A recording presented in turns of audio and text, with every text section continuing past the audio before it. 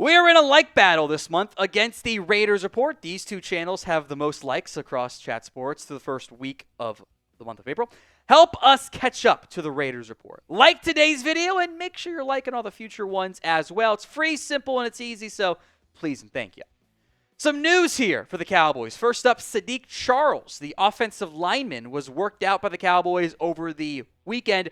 Charles, of note, did not play in 2024 because he was set to be the starter at right guard for the Titans last year and then abruptly and surprisingly retired before the season began, which is a red flag. Charles was with the Commanders to begin his NFL career coming out of LSU, where he was honestly not great.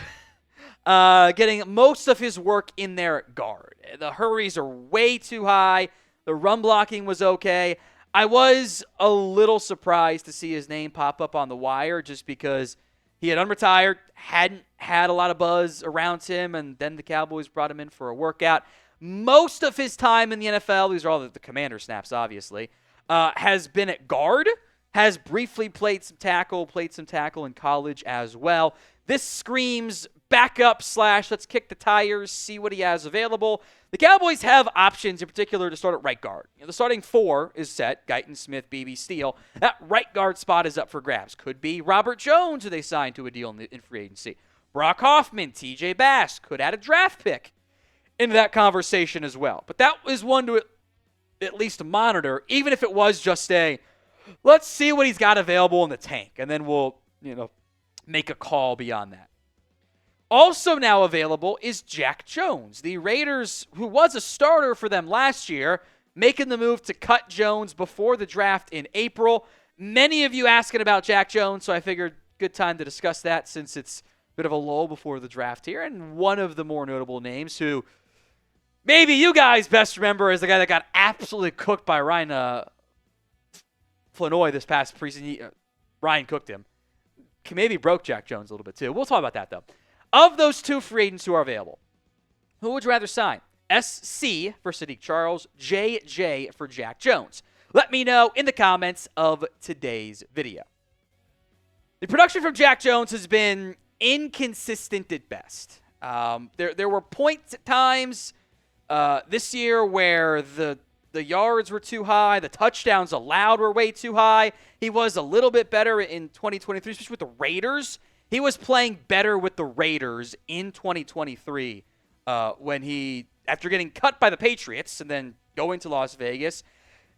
Corner in general is a very streaky and inconsistent position. It is a volatile spot.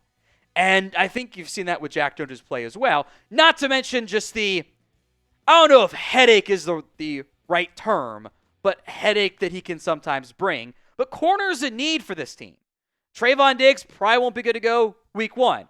The question you kind of face yourself is they don't draft somebody else, which I'd like to do. Is Jack Jones better than Kaiir Elam? Is he better than Kalen Carson? Because right now, or Andrew Booth too, right now you're staring down the barrel of starting one of those two guys. And which Jack Jones do you get? He was pretty good, frankly, in 2023 with the Raiders. He was not that good at all in 2024. Plus the off-the-field issues. Schottenheimer's made comments about culture stuff. I don't know if Jack Jones fits that culture. The lack of apparent interest in the free agent market currently for the Cowboys, maybe you should kick the tires somewhat there. You also probably would be better off just drafting somebody or trying to draft somebody at least. Today's show is made possible by Game Time. It is the place for your next big event. Not just sports, not just baseball, but everything. Game Time makes getting tickets even faster and easier.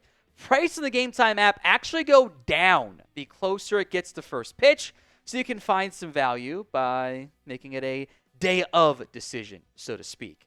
There's lots of Rangers games available. None this week. You got kind of the road trip there. And unlike some of the Dallas area sports teams, the Rangers are actually pretty good. Maybe you got a better chance to see a winner if you go to a Rangers game there.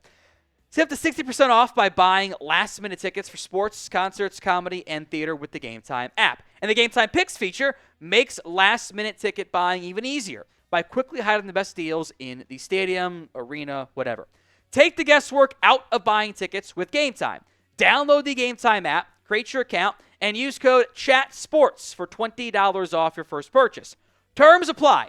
But again, create your account, redeem code CHATSPORTS, CHATSPORTS for $20 off.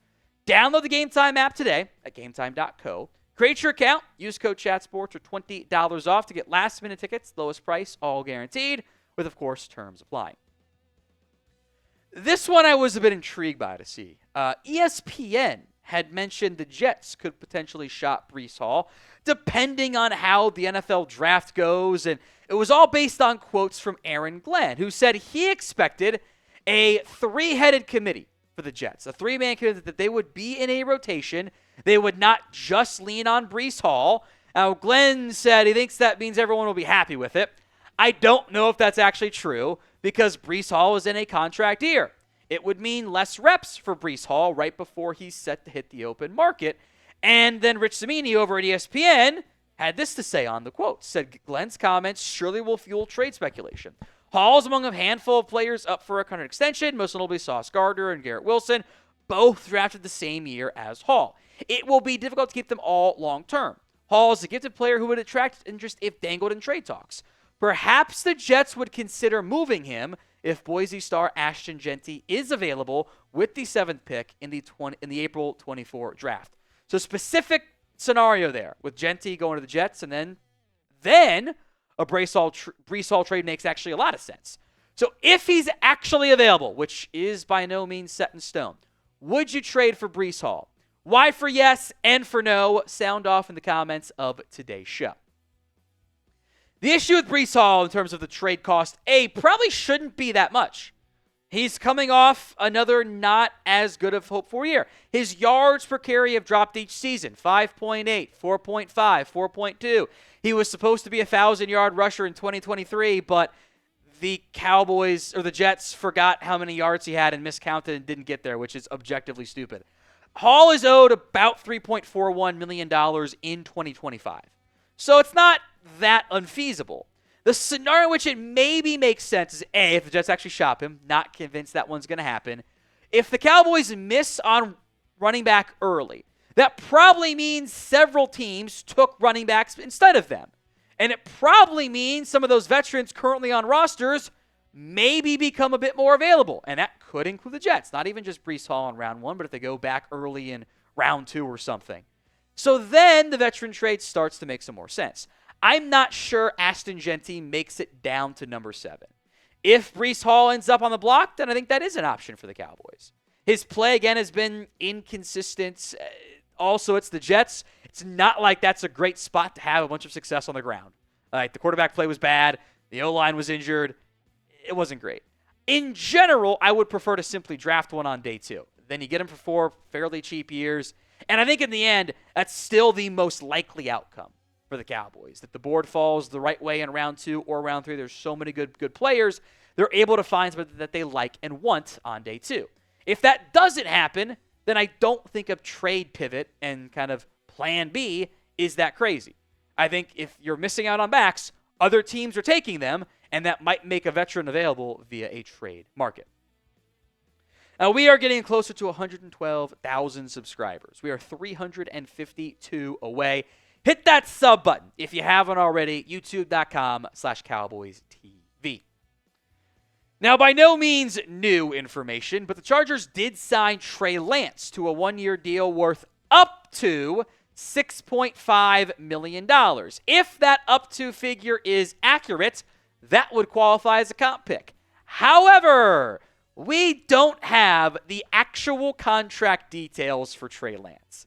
And it is this was a couple days ago, Saturday, whatever it was, or maybe it was Friday, I don't remember. The days all blend together. It may or may not actually count for a comp pick because we don't have the contract details yet. It's been several days. That normally means there's a bunch of unlikely to be earned incentives that would not benefit you as it comes to the comp pick exploration and scenarios and everything else there. Now, the comp picks as it sit right now have undergone a change. And I want to address what's going on here because you'll notice, okay, you still get the 5th for Jordan Lewis. Nothing's canceling that out. Javonte Williams is currently canceling out DeMarcus Lawrence. Now, Nick Corday, who I think it's Corday, is how you pronounce it, who does the stuff for Over the Cap, had a clarifier. He did a long, nice one on Twitter of like, I don't think these are actually going to stay. I just pulled off some of like the placeholders as additional deals come in.